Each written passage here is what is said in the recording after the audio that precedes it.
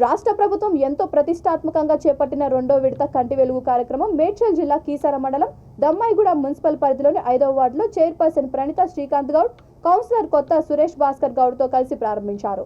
ఈ కార్యక్రమంలో vice chairman Narender Reddy, municipal commissioner Swamy, BRS senior నాయకుడు Kotha Bhaskar Goud, co option member Vidiyala Vinay Kumar, Maddi Pandugoud, Raj Mudiraj తదితరులు పాల్గొన్నారు.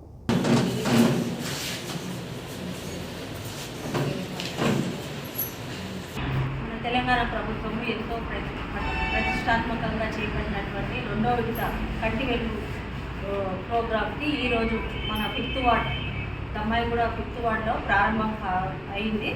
అయితే 5th వార్డ్ ప్రజలకు అందరికీ చెప్పేది ఏంటంటే, ఇక్కడ వారి యొక్క కంటిని పరీక్ష చేయించుకొని వారికి కావాల్సిన ట్రీట్మెంట్ని తీసుకొని మన గవర్నమెంట్ ఇస్తున్నటువంటి సదుపాయాలను వారు సక్రమంగా వినియోగించుకోవాలని మన 5th వార్డ్ ప్రజలకు అందరికీ నేను విజ్ఞప్తి చేస్తున్నాను.